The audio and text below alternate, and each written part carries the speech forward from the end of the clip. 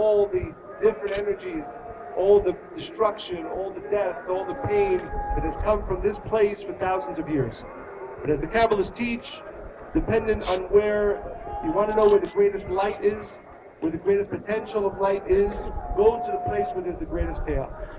So yes, the Zohar and the Kabbalists have taught for thousands of years that this place, this city, but specifically this place, the center of Jerusalem, is the center of the world, the place where the gates of prayer are open, where all the light that comes down into this world first comes through.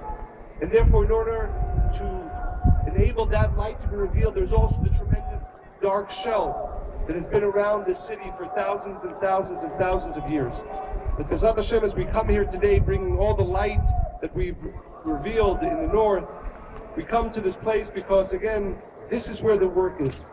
To remove the shells that have been covering this city and to reveal the tremendous light, the unity that truly is the core of this city. And therefore our consciousness should be beginning today, but throughout the Shabbat that we spend here, through all the work that we do, to connect to the power of this place. And by connecting to the power of this place, remove all those dark shells that have been around this place for thousands of years. And it is this work in this city that will eventually bring what we call the Gemara Tikkun, the end of the correction, the removal of pain, suffering, and death from this world. And therefore I think, as we mentioned, Yehuda and my our bar mitzvah was up north in the Ariz synagogue. But I think that for this generation, certainly for David, Jerusalem is the right place. Because this is the place of the difficult work. This is the place where the most difficult work is, but therefore also the greatest light will be revealed.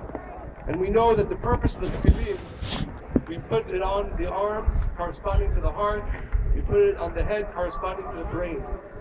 Because we want to make sure, each one of us who puts them on in the morning, that as we begin our day, we ask that the light of the Creator direct all of our thoughts in the right way. We ask that the light of the Creator direct all of our emotions, our desires, our heart in the right way.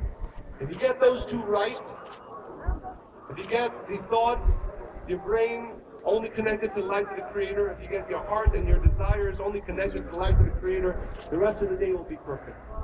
So one of the meditations we want to have, as David puts on his tefillin for all of us, because this is the place, right, to correct our heart, to correct our mind, to ask that our mind, there's so much here to talk about, but as many of you know, down here is the Shiloh, the place where the river, the Gihon, which is one of the 4 rivers that the Garden of Eden, came out of the Garden of Eden.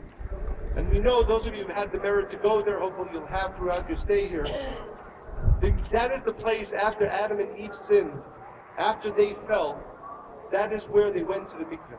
That is where they purified themselves. So from this place came the first great fall, but also the first great purification.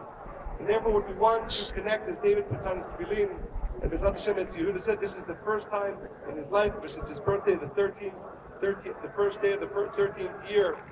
May he have the merit, as we all help him, to inject his mind with the true thoughts, with the connection to the light of the Creator, his heart, his desires, connected to the light of the Creator. And B'ezrat Hashem, as we plant this seed for him, and we awaken this light for all of us, the change of our heart, the change of our mind, and everything else flows from that, B'ezrat Hashem. I love you, David. B'ezrat.